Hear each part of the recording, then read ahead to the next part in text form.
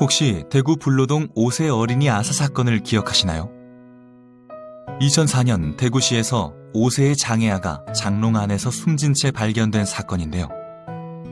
발견 당시 아이는 심하게 굶주린 상태로 몸무게가 또래 어린이의 3분의 1 수준인 5kg에 불과했다고 합니다. 보증금 100만 원, 월세 25만 원짜리 새방에는 냉장고가 있었지만 그 안에는 감기용 물약 외에는 아무것도 없었다고 합니다.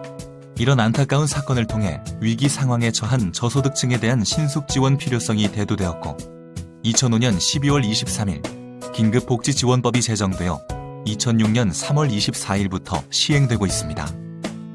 그로부터 8년 뒤인 2014년 2월 송파구 석촌동에 단독주택 지하 1층에 살던 박모 씨와 두 딸이 생활고로 고생하다 결국 스스로 목숨을 끊은 송파 세 모녀 사건이 발생했습니다. 긴급복지지원법은 이를 계기로 긴급복지지원에 대한 지자체 재량 확대 및 소득재산 기준이 완화되어 현재의 모습을 갖추게 되었습니다. 그렇다면 지금부터 이처럼 어려움을 겪고 있는 우리 주변 이웃들에게 신속하게 도움을 주기 위해 만들어진 긴급복지지원 제도에 대해 자세히 알아보는 시간을 가져보도록 하겠습니다. 이번 시간을 통해 여러분은 긴급복지지원제도에 대해 이해하고 설명할 수 있고 긴급지원 대상자 및 지원 종류, 그리고 지원 체계에 대해 이해하고 설명할 수 있습니다. 자, 시작해볼까요?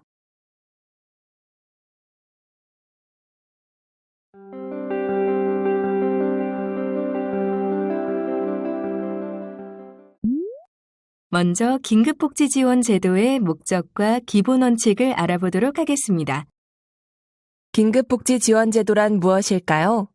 긴급복지지원제도란 저소득 위기가구를 대상으로 위기 상황에 따라 생계, 주거, 의료비 등을 일시적으로 신속하게 지원하는 제도로 빈곤계층으로의 추락을 방지하기 위한 목적을 갖고 있습니다. 다음으로는 긴급복지지원제도의 기본 원칙 4가지를 살펴보겠습니다. 첫 번째 기본 원칙은 선지원 후조사 원칙입니다.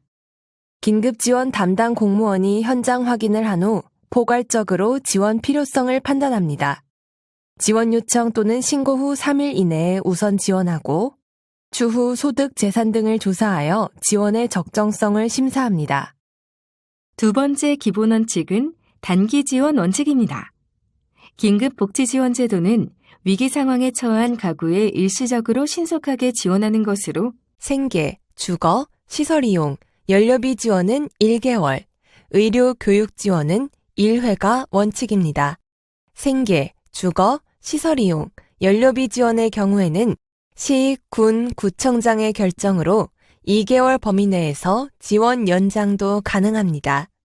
그런데도 위기 상황이 지속되는 경우에는 긴급지원심의위원회를 통해 생계, 시설 이용, 연료비 지원은 3개월, 주거 지원은 9개월의 범위 내에서 의료, 교육 지원은 1회 추가 연장이 가능합니다.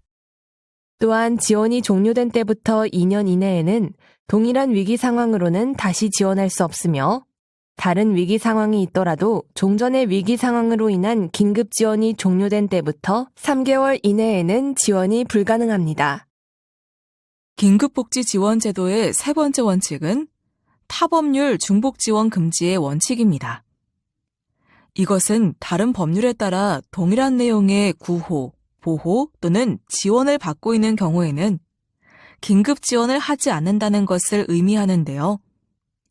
이런 원칙이 적용되는 다른 법률에는 재해구호법, 국민기초생활보장법, 의료급여법, 사회복지사업법, 가정폭력 방지 및 피해자 보호 등에 관한 법률, 성폭력 방지 및 피해자 보호 등에 관한 법률 등이 있습니다. 그렇기 때문에 지원 요청 또는 신고를 받은 긴급지원 담당 공무원은 다른 법률 지원의 대상이 되는 것이 적합하다고 판단된다면 해당 지원에 연계하도록 합니다. 이런 경우 긴급지원 대상자의 위기 상황을 고려하여 다른 법률에 의한 지원 결정이 완료되기 전까지 긴급지원을 할 수 있습니다.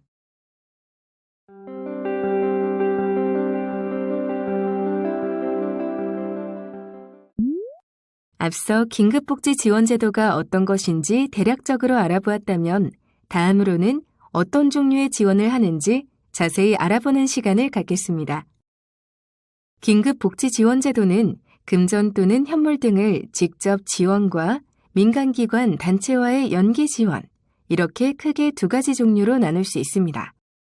금전 또는 현물 등의 직접 지원에는 생계 지원, 의료 지원, 주거 지원, 사회복지시설 이용 지원, 교육 지원, 그 밖의 지원에는 연료비 등이 속해 있으며 민간기관, 단체와의 연계 등 지원 부분에는 대한적십자사, 사회복지공동모금회 같은 사회복지기관, 단체로의 연계를 지원하거나 상담, 정보 제공 등이 있습니다.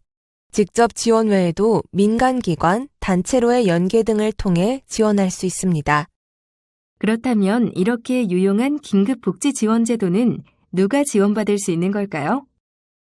긴급복지지원제도의 지원 대상은 법정 위기 상황 발생으로 생계 유지가 곤란한 저소득층으로 지원 대상으로 인정된다면 긴급생계지원금 등을 일시적으로 신속하게 지원할 수 있습니다. 첫 번째로 위기 상황의 종류를 알아보겠습니다.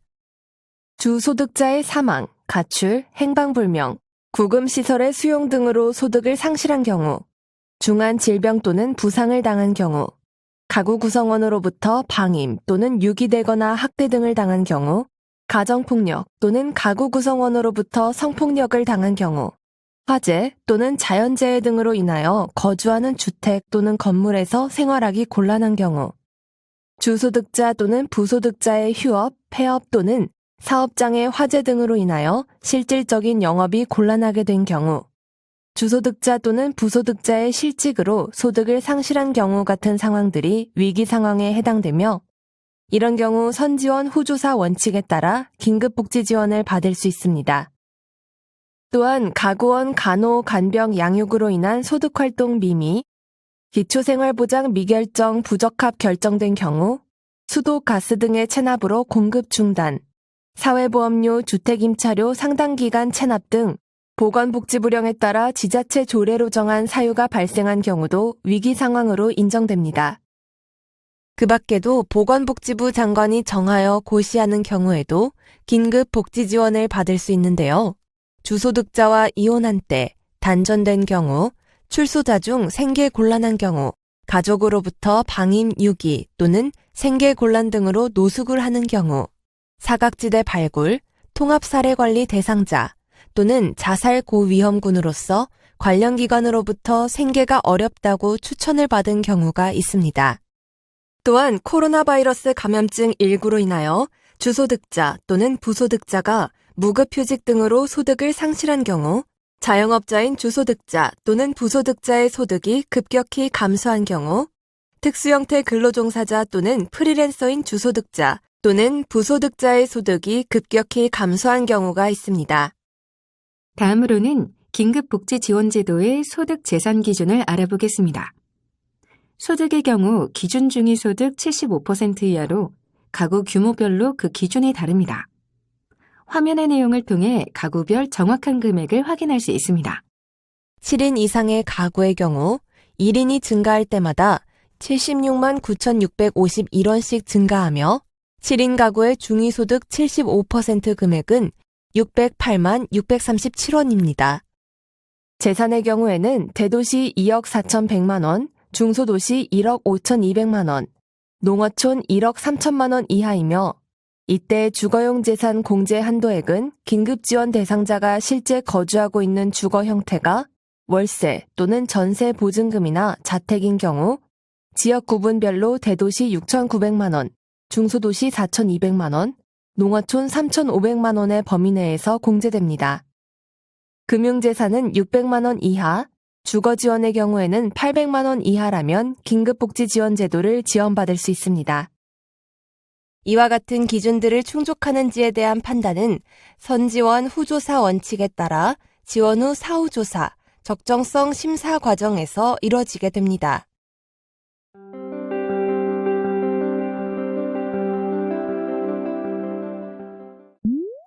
다음으로는 긴급복지지원제도의 보건복지부, 지방자치단체, 민간기관 등이 긴밀한 협력 체계를 이루고 있는 각각의 역할과 기능에 대해 차례대로 살펴보겠습니다.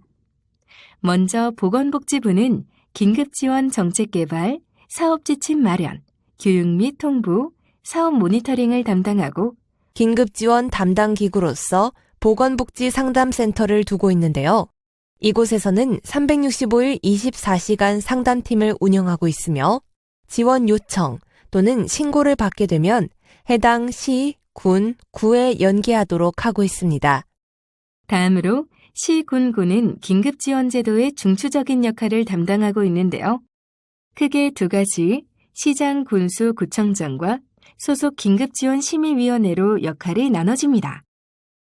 시장, 군수, 구청장은 긴급지원기관으로서 시군구의 소속 공무원을 긴급지원 담당 공무원으로 지정하고 지원 요청 또는 신고를 받으면 지체 없이 현장 확인 및 긴급지원을 실시합니다. 이후 사후조사를 실시하고 지원이 적정할 경우 긴급지원은 당연 종료됩니다. 다만 위기 상황이 지속되어 계속 지원이 필요한 사람에 한하여 지원 연장을 결정합니다. 시군구에 설치되어 있는 또 다른 기관인 긴급지원심의위원회는 긴급지원의 주요 사항을 심의 의결하는 역할을 합니다. 긴급지원심의위원회의 위원수는 위원장을 포함하여 15인 이내로 구성되며 위원회의 위원장은 시장, 군수, 구청장이 되고 재적 과반수의 출석과 출석 과반수의 찬성으로 의결합니다. 다음으로는 시도의 역할에 대해 알아보겠습니다. 긴급지원기관의 조정과 이의 신청에 대한 결정 권한을 갖고 있는데요. 시장, 군수, 구청장으로부터 긴급지원기관의 조정을 받은 시도지사는 관할 시군구의 예산 확보 현황, 긴급복지지원사업 실적 등을 고려하여 지체 없이 새로운 긴급지원기관의 지정 여부를 결정합니다. 또한 긴급지원 대상자가 지원 결정, 지원 중단 또는 비용 반환 명령에 불복하여 이의 신청을 할 경우 시도지사는 시장, 군수, 구청장에게 송부받은 날부터 15일 이내에 이를 검토하여 처분이 위법 부당하다고 인정된다면 시정 및 그 밖에 필요한 조치를 해야 합니다. 마지막으로 의사, 의료기관 종사자, 교사, 사회복지시설 종사자, 공무원 등으로 구성되는 민간협력체계가 긴급복지지원제도에서 어떤 역할을 하는지 알아보겠습니다. 이들은 긴급지원 대상자 신고 및 지역사회 보장협의체 등 민간자원을 연계하는 역할을 하고 있으며 이는 실질적으로 굉장히 중요한 부분이라고 할 수 있습니다.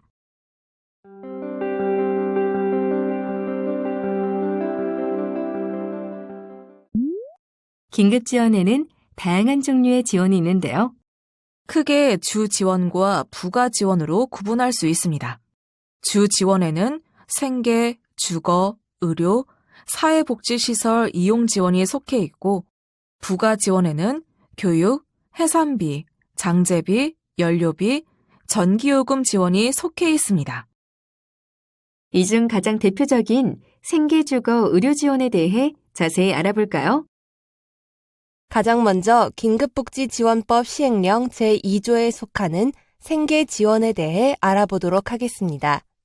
생계지원이란 긴급복지지원법 제2조 각 호에 해당하는 사유로 생계유지가 곤란한 사람에게 식료품비, 의복비 등 생계유지에 필요한 비용 또는 현물을 직접적으로 지원하는 제도입니다. 구체적인 지원 기준 및 절차에는 어떤 것들이 있을까요?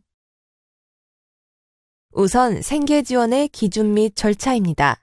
생계지원금은 가구 구성원의 수에 따라 고시로 정해진 액수로 지급하게 됩니다.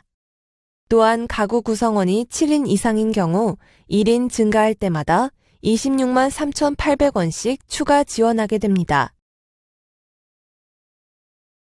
시장, 군수, 구청장에 의한 지원은 1개월 선지원이 원칙이며 2개월의 범위 내에서 지원 연장이 가능합니다. 다만 지원의 실효성과 행정 절차의 간소, 서민 생활 안정 등을 위해 기본적으로 3개월 지원을 우선 결정할 수 있습니다. 지원 결정 후 지원금은 3개월분을 일시에 지급하는 것이 아니라 가구 구성원 수의 지원 기준에 따라 매월 지급됩니다. 또한 시장, 군수, 구청장에 의한 3개월의 지원에도 불구하고 위기 상황이 계속되는 경우에는 긴급지원심의위원회에서는 심의를 거쳐 3개월의 범위에서 추가 연장도 가능합니다. 집은 인간다운 삶을 유지함에 있어 가장 기본적인 부분이라고 할 수 있겠죠. 이번에는 긴급복지지원법 시행령 제4조에 속하는 주거지원에 대해 알아보도록 하겠습니다. 긴급복지지원법 제2조 각 호에 해당하는 사유의 발생으로 임시거소 제공 또는 주거비 지원이 필요하다고 인정되는 사람은 주거지원의 지원 대상자가 될 수 있습니다. 주거지원은 대도시, 중소도시, 농어촌 지역에 따라 그리고 가구 구성원 수에 따라 주거지원 금액이 달라지는데요. 대도시 4인 가구의 경우 한 달에 66만 2,500원의 한도 내에서 지급됩니다. 위표의 지원 기준은 상한 금액이며 가구 구성원이 7인 이상인 경우에는 1인 증가할 때마다 대도시 10만 5,800원, 중소도시 6만 9,300원, 농어촌 3만 9,800원씩 추가 지급합니다. 다음으로는 주거지원의 지원 기간에 대해 알아보겠습니다. 기본적으로 생계지원처럼 주거지원 또한 시장, 군수, 구청장에 의한 지원은 1개월 선지원 원칙이며 2개월의 범위 내에서 지원 연장 가능합니다. 그러나 지원의 실효성 제고, 행정 절차의 간소 및 서민생활 안정 등을 위해 기본적으로 3개월 지원을 우선 결정할 수 있고, 이럴 경우 지원금은 가구 구성원 수의 지원 기준에 따라 일시가 아닌 매월 지급됩니다. 반면 주거지원의 경우 이 같은 시장, 군수, 구청장에 의한 3개월의 지원에도 불구하고 위기 상황이 계속된다면 긴급지원심의위원회의 심의를 거쳐 9개월의 범위에서 추가 연장도 가능합니다. 다음으로는 수술 또는 입원이 필요한 중한 질병 또는 부상을 당해 발생한 의료비를 감당하기 곤란한 사람을 지원하는 긴급복지지원법 시행령 제3조 의료지원에 대해 자세히 알아보겠습니다. 지원 대상의 구체적인 기준을 살펴보면 만성적으로 앓고 있는 질병은 원칙적으로 지원 대상이 되지 않고 타 의료비 지원을 수령한 이후에 잔액이 여전히 감당하기 어렵다고 인정되는 경우 차액 지원이 가능합니다. 또한 자살 시도자의 부상에 대하여 의료 지원이 가능합니다. 암 환자, 희귀 난치성 질환자, 기초의료 급여 수급자, 알코올 중독, 치매 등 각종 정신질환은 원칙적으로 지원이 불가하니 참고하시기 바랍니다. 만약 의료 지원 요청 후 사망했다면 어떻게 될지 궁금한 분들이 있을 것 같은데요. 이런 경우에는 의료 지원 대상으로 인정받을 수 있습니다. 그러나 통계청 질병분류 사인 코드가 같은 동일 상병으로 이미 지원받은 사람은 대상에서 제외됩니다. 단, 환부의 위치가 명확하게 구분되는 경우 각각의 지원을 인정받을 수 있습니다. 또한 다른 상병일 경우에는 다시 의료 지원이 가능하며 동일 상병이라도 지원 종료 후 2년이 경과하면 다시 지원이 가능합니다. 이러한 기준에 부합한다면 의료 지원 대상자는 검사, 치료 등 의료 서비스 및 약제비 지원을 받을 수 있습니다. 의료 지원은 퇴원 전 요청이 원칙이며 다만 입원 당시 유선 전화, 팩스 등으로 명백하게 요청 의사를 밝힌 경우 예외적으로 퇴원 후 요청이 가능합니다. 긴급지원 대상자가 의료 지원을 요청한 경우 시장, 군수, 구청장은 현장 확인 및 진단서 등을 통하여 긴급 의료 지원을 검토 및 결정한 후 의료 서비스를 제공한 의료기관 및 약국에 소요된 비용을 지급합니다. 의료 지원의 경우 총 5단계 절차가 진행됩니다. 1. 긴급지원 대상자의 의료 지원 요청. 2.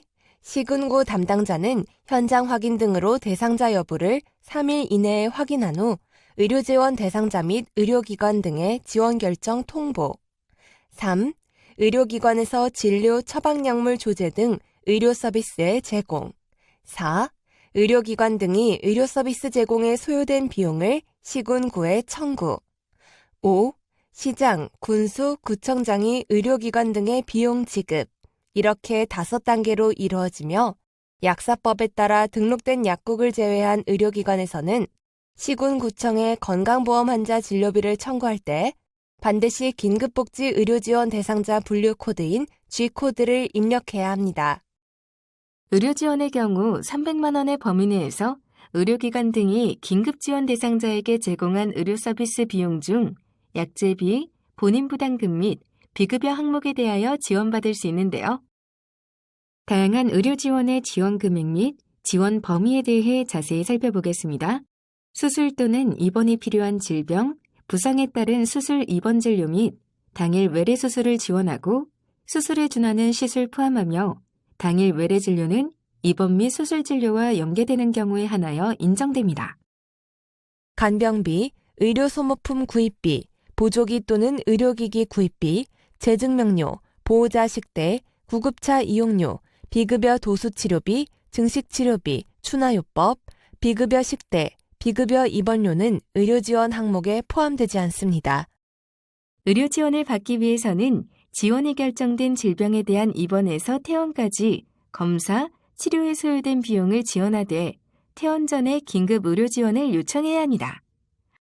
또한 예를 들어 중환부상으로 정형외과로 입원한 자가 치료가 종료되어 재활과로 옮긴 경우처럼 지원 대상자가 본래 진료과에서 긴급한 치료가 종료되어 진료과를 옮긴 경우에는 지원이 종료됩니다.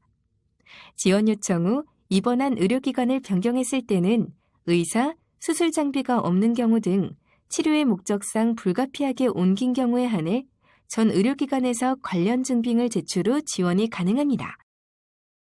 의료 지원은 요양급여 본인 부담금을 우선 지원하며 지원 금액이 10만 원 미만의 소액인 경우 지원하지 않습니다.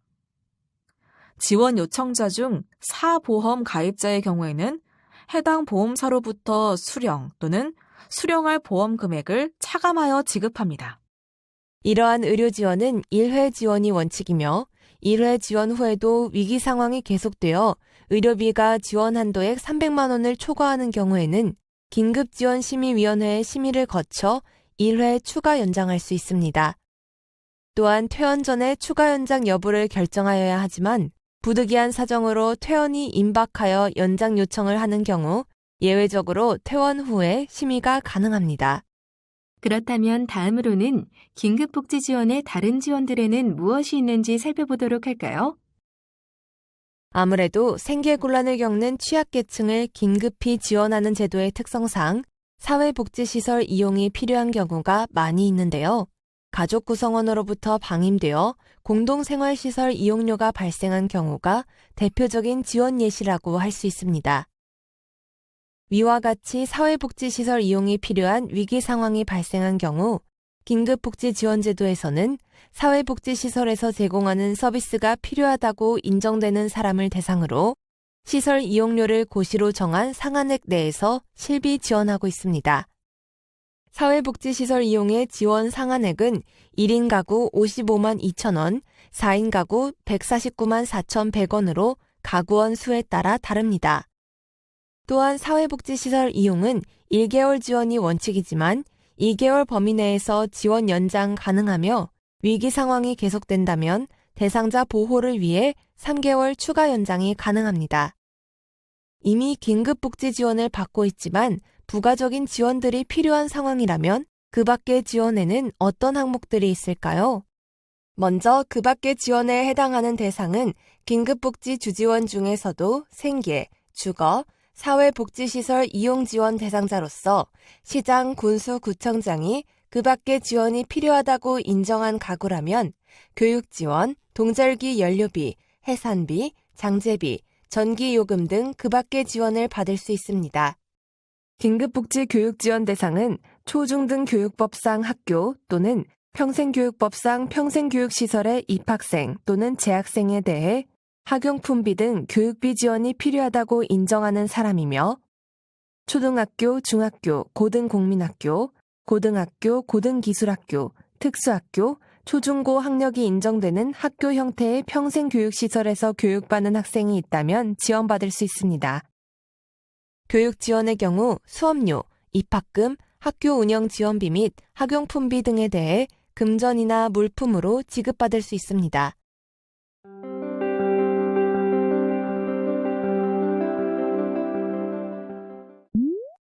지금까지 도입 배경부터 지원 체계, 지원 종류까지 긴급복지 지원제도의 전반적인 주요 내용을 살펴보았는데요. 이번 시간에는 특별히 의료기관 및 노숙인 시설 종사자분들을 위한 정보를 더 알아보도록 하겠습니다. 주로 병원이나 요양시설 등 의료기관에서 일하다 보면 비용 부분 때문에 치료를 받지 못하는 어려운 상황에 처해 있는 분들을 자주 만나실 텐데요. 그동안 도움을 드리고 싶지만 방법이 없어 고민이셨던 경우가 있었다면 지금부터 집중해 주세요. 긴급 의료 지원의 대상은 중한 질병 또는 부상으로 입원 또는 수술한 경우, 기초의료급여 수급자의 경우 수술 또는 중환자실 이용 등 긴급한 사유가 발생한 경우 지원 요청 또는 신고하실 수 있습니다. 다만 암 환자 및 희귀난치성 질환자 등 보건소 지원 사업의 경우 긴급복지와의 관계를 설명하여 대상자가 유리한 사업을 선택하도록 하여야 합니다. 이뿐만 아니라 의료급여 수가의 기준 및 일반 기준 제22조에 따른 10개의 만성고시질환에 해당하는 만성질환자의 경우 원칙적으로 의료지원 대상이 아니지만 악화되어 긴급한 치료가 필요한 경우 예외적으로 지원이 가능하니 참고해 주세요. 의료지원 대상자로 결정된 경우 300만 원 이내에서 약제비, 본인 부담금, 비급여 항목에 한해 의료비 지원이 가능한데요. 그 중에서도 지원 불가 항목에 대해서 다시 한번 알아보도록 하겠습니다. 간병비, 의료소모품 구입비, 보조기 또는 의료기기 구입비, 구급차 이용료, 재증명료, 보호자 식대, 비급여 도수치료비, 증식치료비, 추나요법, 비급여 식대, 비급여 입원료는 긴급의료지원의 지원 항목에서 제외되어 지원이 불가능합니다. 긴급의료지원 대상자가 퇴원하면 의료기관에서는 시군구청에 건강보험 환자 진료비를 청구하게 되는데 이때 반드시 긴급복지 의료지원 대상자 분류코드인 G코드를 입력해야 함에 유의해 주세요. 긴급의료지원 절차는 다음과 같습니다.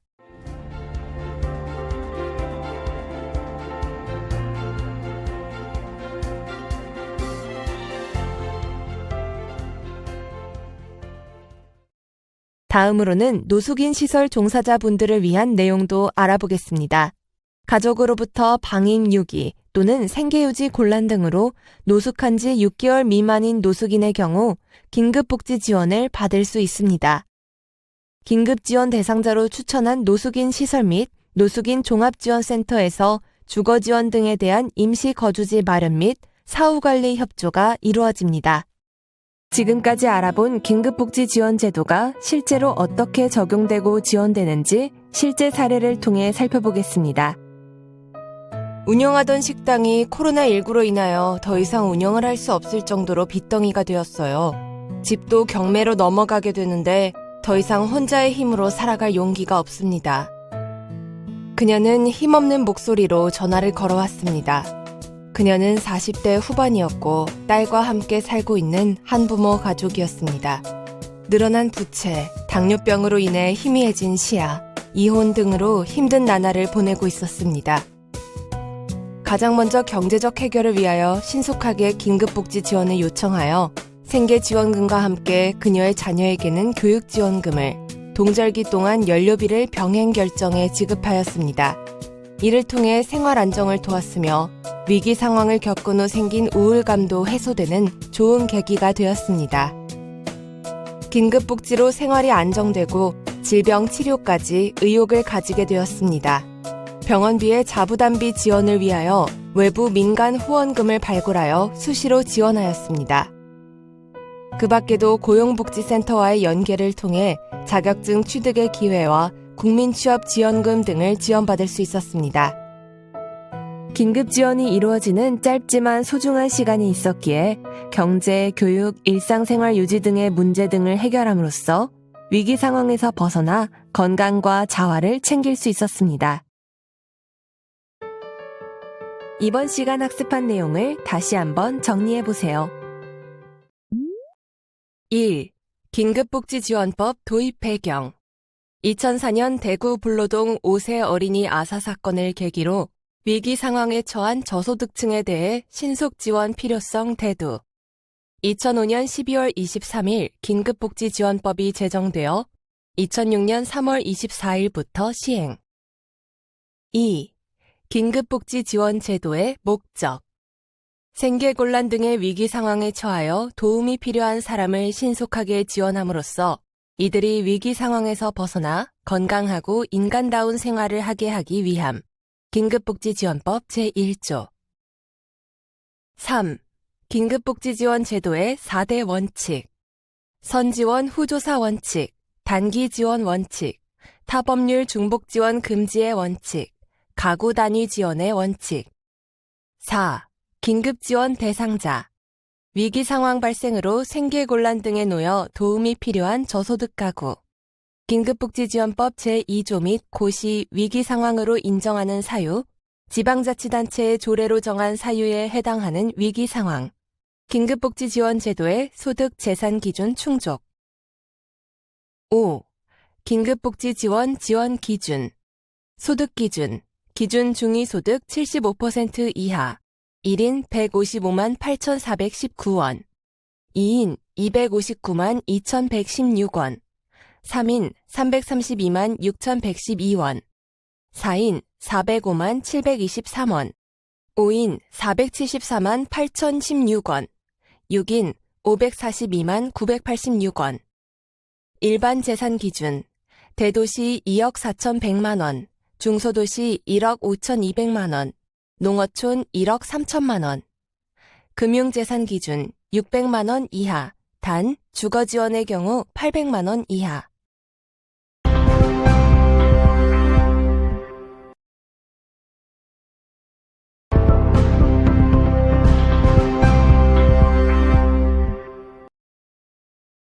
강추위가 절정에 이른 1월 어느 날, 중앙동 행정복지센터로 소방서에서 한 통의 전화가 왔습니다. 화재가 발생해서 저희가 진압을 했는데 다행히 인명피해는 없었어요.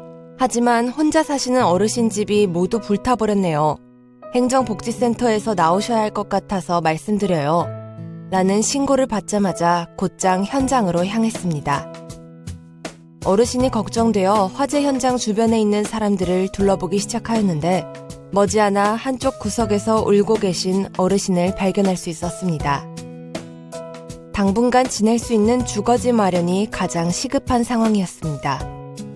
임시 주거 지원이 가능한 긴급복지 지원 제도가 떠올라 해당 지역 관할 시청 담당자에게 전화를 걸었고 긴급 주거 지원 검토를 요청했습니다. 위기 상황과 지원 기준 적합 여부를 살펴본 긴급 지원 담당자로부터 주거 지원이 가능할 것 같다는 답변을 받았습니다. 임대차 계약서 등을 함께 준비하여 집이 수리되거나 새로운 주택으로 이사할 때까지 수개월 동안 여관에서 머무실 수 있도록 긴급 주거 지원을 신속하게 제공해 드릴 수 있었습니다. 또한 주거 지원을 추가 연장해 6개월까지 지원할 수 있었습니다. 불타버린 집은 결국 수리가 불가하여 철거 진행에 들어갔고 이후 어르신은 지원을 받아 임대주택을 신청하고 새로운 보금자리로 입주하였습니다. 이때에도 철거 비용, 임대주택 입주 선정 등을 위해 공공 민간의 따뜻한 도움을 받았고 단절되었던 자녀와의 관계 회복을 통해 자녀로부터의 도움도 받을 수 있었습니다. 우리 주변 이웃들의 이야기를 통해 신고의 의무를 가진 신고 의무자의 역할이 정말 중요하다는 것을 알 수 있습니다. 이번 시간을 통해 여러분은 긴급복지 신고 의무자 제도에 대해 이해할 수 있고 긴급지원 대상자에 대해 인지할 수 있으며 신고 의무자의 역할을 수행할 수 있습니다. 자, 시작해볼까요?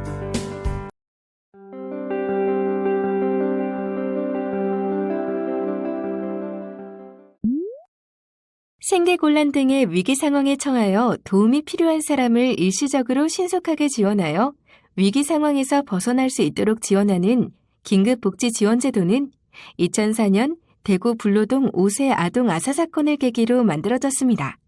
이후 2014년 송파 세모녀 사건으로 긴급복지 지원에 대한 지자체 재량 확대 및 소득재산 기준 완화하는 등의 변화를 거쳐 지금의 모습으로 바뀌었는데요. 그러나 이러한 복지 사각지대 해소 노력에도 불구하고 2018년 4월 비극적인 증평 모녀 사건이 발생하면서 위기가구를 적극 발굴하여 복지 사각지대의 예방에 대한 필요가 높아졌고 긴급복지지원법 개정을 통해 긴급복지 신고 의무자 범위 확대 및 신고 의무자 신고 의무 교육을 진행하고 있습니다. 이렇게 만들어진 긴급복지 신고 의무자 제도는 긴급지원 신고 의무자의 신고 의무 교육을 통해 위기가구를 적극 발굴하고 복지 사각지대를 예방하기 위한 목적을 갖고 있습니다.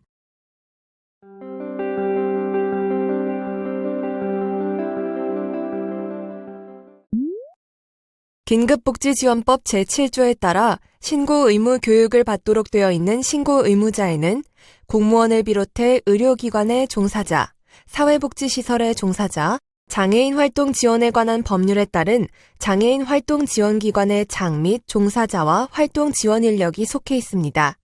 또한 교원, 직원, 산학겸임교사, 강사를 비롯해 학원의 설립, 운영 및 과외교습에 관한 법률 제6조에 따른 학원의 운영자, 강사, 직원, 교습소의 교습자, 직원도 포함됩니다.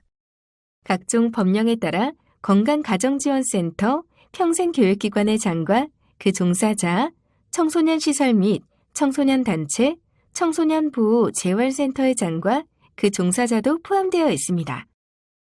그 밖에 긴급지원 대상자를 발견할 수 있는 자로서 보건복지부령으로 정하는 자도 의무적으로 교육을 받아야 하는데요. 이장 및 통장을 비롯해 동, 리의 새마을 지도자 및 부녀회장이 포함되며 별정우체국법에 따라 별정우체국의 직원도 교육 대상이 됩니다. 2021년 12월부터는 국가 및 지방자치단체의 보건복지 분야나 민원 관련 업무에 종사하는 공무원 외의 직원도 교육 대상으로 추가되었습니다. 긴급복지 신고 의무 교육은 긴급복지지원법 시행규칙 제2조의 제3항에 따라 매년 1시간 이상 이수해야 하는데요. 자격 취득이나 보수교육 과정의 긴급지원 신고 의무 교육을 매년 1시간 이상 포함하여 실시하고 있으며 긴급복지 신고 의무자가 소속된 기관, 시설 등의 장은 긴급지원 신고 의무 교육을 매년 1시간 이상 실시해야 합니다. 그렇다면 긴급지원 신고 의무 교육에서는 어떤 내용을 배울 수 있을까요? 긴급복지지원법 시행규칙 제2조의 3, 제1항에 따라 긴급지원 대상자 신고 의무에 관한 법령, 발견 시 신고 방법, 보호 절차, 이 세 가지의 사항이 포함되어 있습니다. 긴급복지 신고 의무 교육은 보통 집합교육이나 인터넷 강의 등의 방법으로 실시되고 있으니 잊지 말고 꼭 챙겨주세요. 또한 긴급복지 신고 의무자가 소속된 기관, 시설 등의 장에게는 소속 긴급복지 신고 의무자에 대한 신고 의무 교육을 실시할 의무가 있습니다. 또한 실시 결과를 다음해 1월까지 안내받은 소속 시군구 관할 부서에 제출해야 합니다. 그 후 지자체 중앙행정기관은 각각 다음해 3월과 4월까지 보건복지부로 실시 결과를 제출해 교육 이수 여부를 확인하고 있습니다.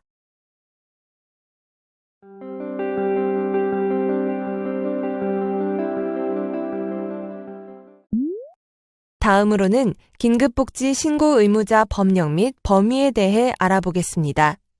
긴급복지지원법 제7조 제3항, 같은 법 시행규칙 제2조의 2에 명시되어 있는 신고 의무 교육 대상은 의료기관 종사자, 유치원 교직원, 초중등 교육법 및 고등교육법에 따른 교직원, 사회복지관, 어린이집, 장애인 시설, 성폭력 피해자 지원 시설, 아동 양육 시설, 지역 아동센터, 정신건강시설 등의 사회복지시설 종사자입니다. 또한 공무원, 장애인 활동지원기관 종사자, 학원 및 교습소 직원, 건강가정지원센터 종사자, 청소년 시설단체 종사자, 청소년 보호재활센터 종사자, 평생교육기관 종사자, 이통장, 별정우체국 직원, 새마을 지도자 및 부녀회장이 포함됩니다. 먼저 긴급지원 대상자에 대해 알아보겠습니다. 긴급복지지원법 제5조에 따라 법정 위기 상황에 처한 사람으로서 긴급복지지원법에 따른 지원이 긴급하게 필요한 사람을 말합니다. 긴급복지지원법 제2조에 따라 누구나 긴급복지 신고 의무자에 해당하므로 누구든지 긴급지원 대상자를 발견한 경우에는 관할 시장, 군수, 구청장에게 신고해야 합니다. 특히 긴급복지지원법 제7조 제3항부터 제5항까지의 신고 의무와 관련된 조항에 따라 의료기관의 종사자, 사회복지시설의 종사자 등 진료 상담 등 직무수행 과정에서 긴급지원 대상자가 있음을 알게 된 경우 관할 시장, 군수, 구청장에게 이를 신고하고 긴급지원 대상자가 신속하게 지원받을 수 있도록 노력해야 할 의무가 있으니 꼭 기억해 주세요.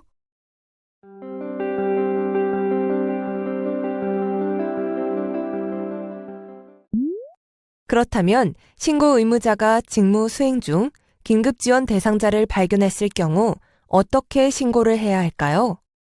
관할 시군구청 긴급지원 담당 공무원 또는 보건복지상담센터로 대상자의 성명, 연락처, 대략적인 위기 상황 등을 유선으로 신고하시면 됩니다.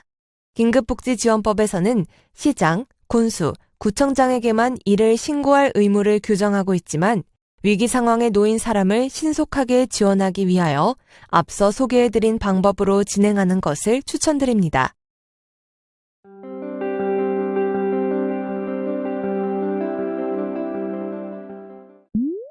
지금부터 긴급복지 지원 절차도에 대해 살펴보겠습니다.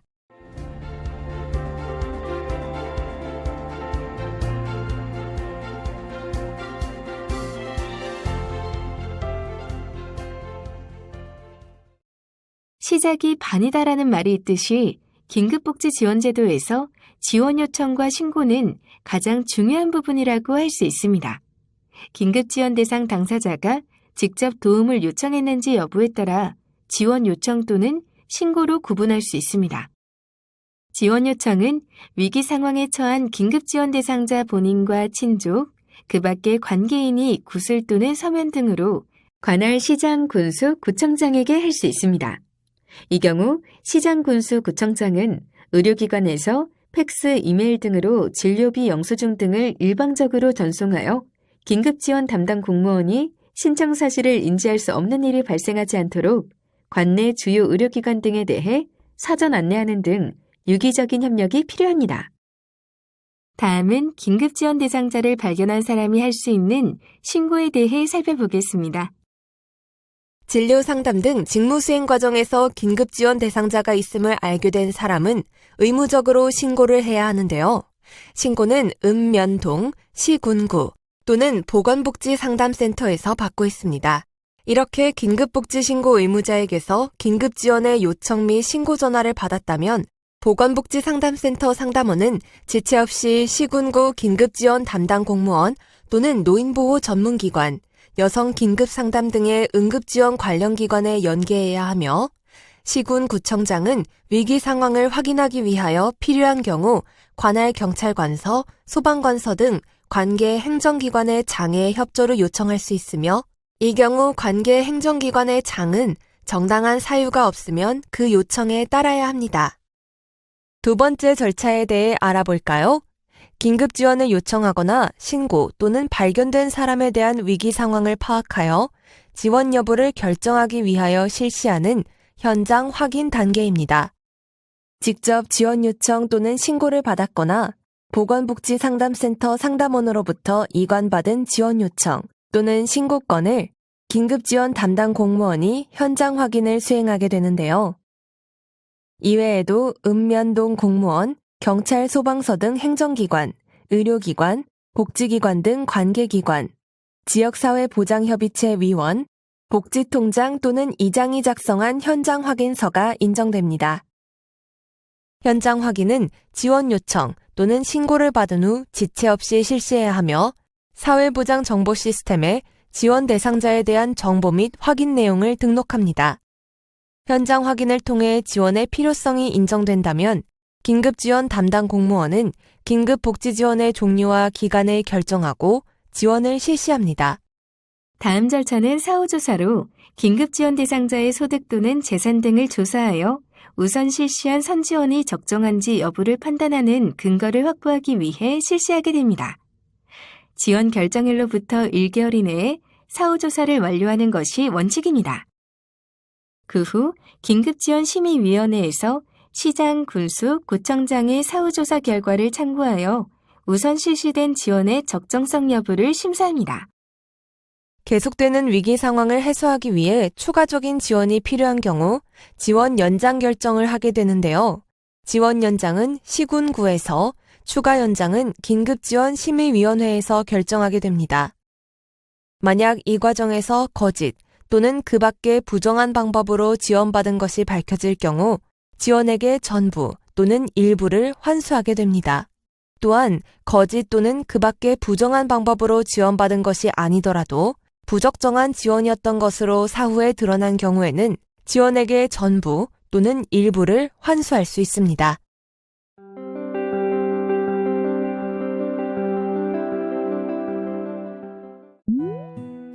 마지막 사례도 함께 살펴보겠습니다. 쌀쌀한 초겨울 동사무소로 행색이 초라한 한 가족이 찾아왔습니다. 언어장애, 지체장애를 갖고 있는 이들은 당장 먹을 것이 없고 월세는 체납되어 집을 비워야 하는 상황이며 부채가 쌓여 생계에도 어려움을 겪고 있었습니다. 뿐만 아니라 거짓 차용증을 빌미로 빌린 돈을 상환하지 않으면 위협을 가하겠다고 협박하는 가해자로부터 고통을 받고 있었습니다. 이들을 위해 우선적으로 긴급 생계 지원을 제공해 밀린 월세를 해결할 수 있었으며 경찰 신고를 도와 더 이상 가해자들의 살해 위협 협박에 시달리지 않도록 했습니다. 이들을 위해 다양한 자원 연계를 활용하기도 했습니다. 공과금이 체납되어 단전, 단가스 예고장을 받은 위급한 상황이어서 사회복지협의회의 서비스를 연계하여 도시가스, 전기요금을 완납하고 후원 물품을 제공했습니다. 긴급생계지원금뿐만 아니라 신용회복위원회 채무조정 상담 연계, 일상 식료품 및 생활용품 지원, 임시 주거지 마련, 자녀 돌봄 서비스, 장애인 복지관을 통한 장애인 일자리 연계 등 서비스를 제공하여 해당 가구가 위기를 극복하고 삶의 안정을 되찾을 수 있도록 해주었습니다. 위 사례처럼 생계곤란 등 위기에 처한 우리 이웃들을 조기에 발견해 신속히 도움드림으로써 그들이 희망을 얻고 새롭게 일어날 수 있도록 여러분의 지속적인 관심을 부탁드리며 교육을 마치겠습니다.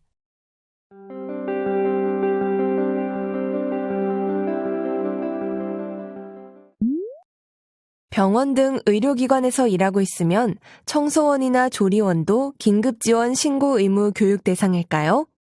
의료법에 의한 의료기관의 종사자는 긴급복지 신고 의무자이며 의료인뿐만 아니라 의료기관에 실제로 종사하고 있는 사람 모두를 의미합니다. 다만 긴급복지 신고 의무자 제도의 취지를 고려할 때 해당 병원에 근무하고 있는 종사자 중 긴급지원 대상자와 진료 상담 등 직무 수행을 하지 않는 청소원, 조리원 등에 대해서는 제외 가능합니다. 또한 의료법에 의한 의원급 의료기관에 속하나 긴급지원 대상자와 진료 상담 등 직무 수행을 하지 않고 검체 검사 서비스만 제공하는 의료기관의 종사자도 제외 가능합니다.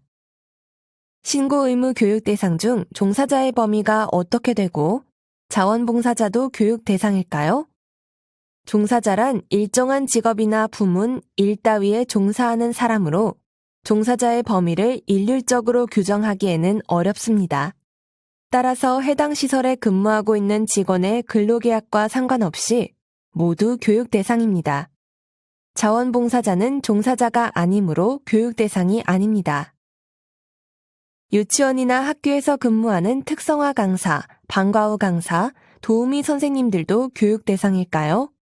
특성화 강사, 방과 후 강사, 시간 강사, 교무실무사, 배움터 지킴이 등과 같이 학생들과 대면 업무를 수행하는 경우에는 교육 대상입니다. 다만 실비 정도 지급하는 자원봉사자의 경우 종사자에 해당하지 않기 때문에 교육 대상이 아닙니다. 또한 원어민 교사 등 외국인은 교육 대상에서 제외 가능합니다. 신고 의무 교육을 실시하지 않을 경우 과태료 규정이 있을까요? 긴급지원 신고 의무 교육은 긴급복지지원법 제7조 및 동법 시행규칙 제2조의 3에 따른 법정 의무 교육이나 교육 미이수에 따른 과태료 규정은 없습니다. 다만 법정 의무 교육이니 꼭 이수하여 주시기 바랍니다. 2023년 초 A기관에서 신고 의무자 교육을 받은 뒤 몇 달 후에 B기관으로 이직한 경우 해당 교육을 다시 받아야 할까요? 아닙니다. 해당 종사자가 이전 기관에서 2023년도 긴급지원 신고 의무 교육을 이수하였다면 그 증빙 자료를 변경된 근무지의 기관장에게 제출할 경우 변경된 근무지의 기관장은 해당 종사자에 대한 2023년 긴급지원 신고 의무 교육을 실시하지 않아도 됩니다.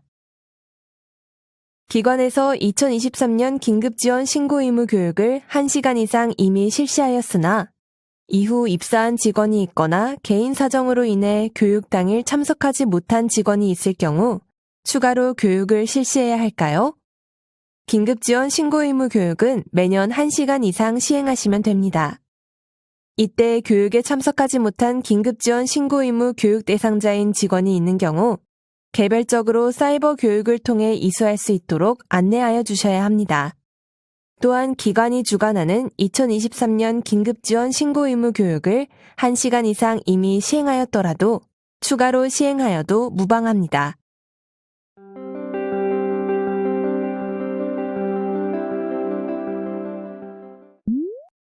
긴급복지 신고 의무자가 위기 상황에 처한 대상자를 발견하였을 때 취할 수 있는 가장 적극적인 조치 방법은 무엇일까요? 1. 대상자를 발견하였다면 최대한 빨리 시군구 사회복지부서에 알린다. 2. 얼마나 어려울지 걱정하고 공감해주면 된다. 3. 모르는 사람이기 때문에 간섭하지 않는다. 4. 개인정보 보호를 위해서 본인만 알고 있는다.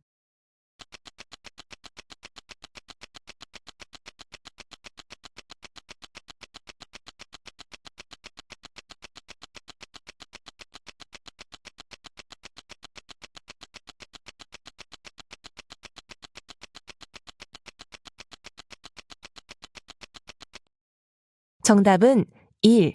대상자를 발견하였다면 최대한 빨리 시군구 사회복지부서에 알린다입니다. 긴급복지 신고 의무자가 위기 상황에 처한 대상자를 발견하였을 때 취할 수 있는 가장 적극적인 조치 방법은 대상자를 발견하였을 때 최대한 빨리 시군구 사회복지부서에 알리는 것입니다.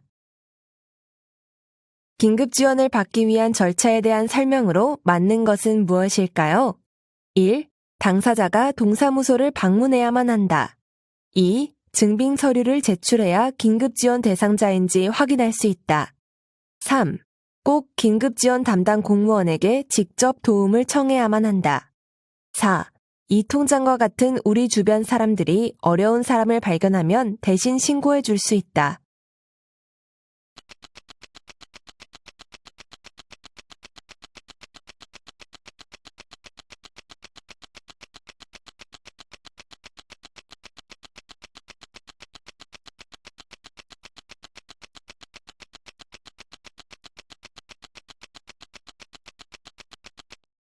정답은 4. 이 통장과 같은 우리 주변 사람들이 어려운 사람을 발견하면 대신 신고해 줄 수 있다입니다.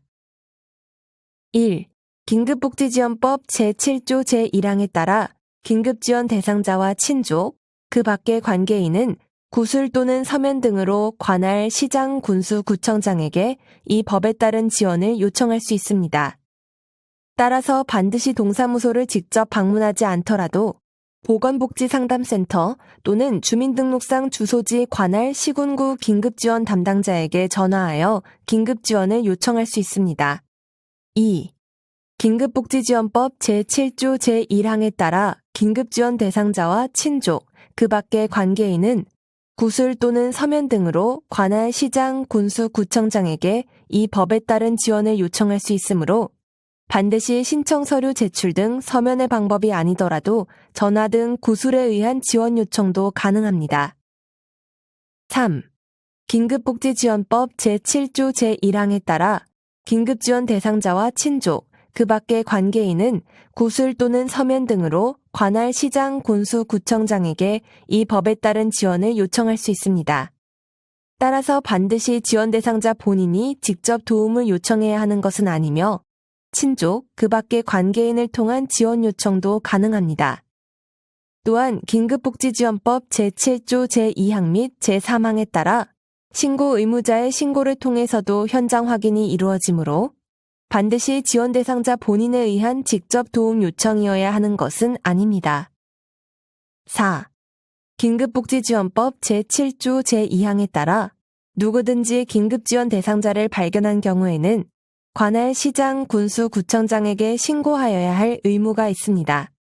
또한 긴급복지지원법 제7조 제3항 및 동법시행규칙 제2조의 2에 각 호에 해당하는 사람은 진료 상담 등 직무수행 과정에서 긴급지원 대상자가 있음을 알게 된 경우 관할 시장, 군수, 구청장에게 이를 신고하여야 할 의무가 있습니다. 따라서 직무수행 과정 중 혹은 언제든 위기 상황의 발생으로 생계곤란 등을 겪고 있는 어려운 이웃을 발견하신 경우 적극적으로 관할 시군구 긴급지원 담당 공무원에게 신고하여 주시기 바랍니다. 다음 중 사랑초등학교 학교사회복지사인 홍길순이 긴급지원 대상자가 있음을 알게 되어 신고하여야 하는 상황으로 옳은 것은 무엇일까요? 1. 여름에 봄 내복을 계속해서 입고 있으며 급식비를 미납한 사랑초등학교 학생을 발견하여 가정방문 결과 부모의 실직으로 경제적 어려움에 처한 상황을 알게 되었을 때. 2. 사랑초등학교 학생이 방학 중 집에 불이 나서 오갈 곳이 없어진 것을 알게 되었을 때. 3. 이웃집 청년이 중한 질병으로 몸이 아프고 일을 못해 몇 달째 월세를 체납했다는 이야기를 들었을 때.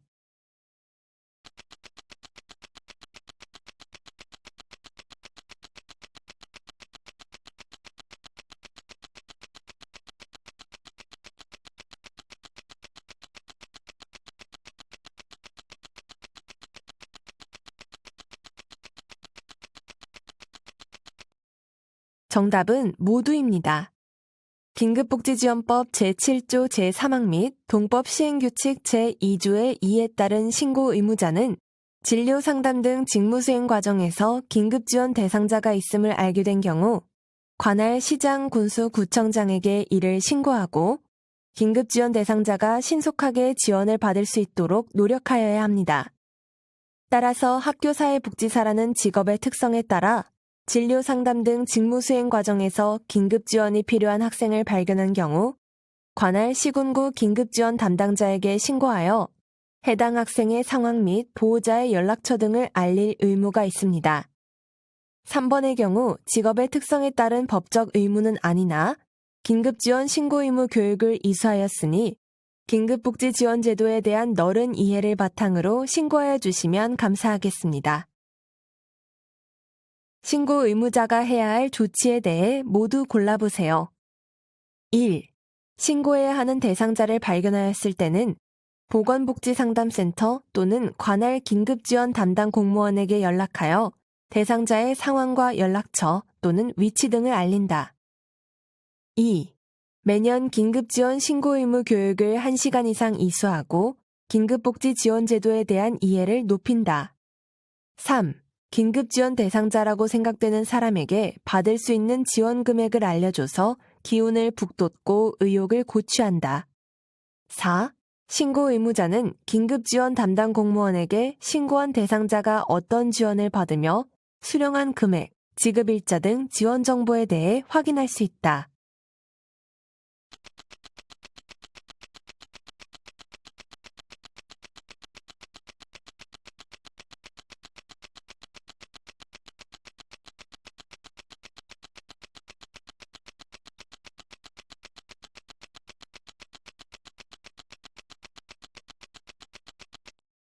정답은 1번과 2번입니다.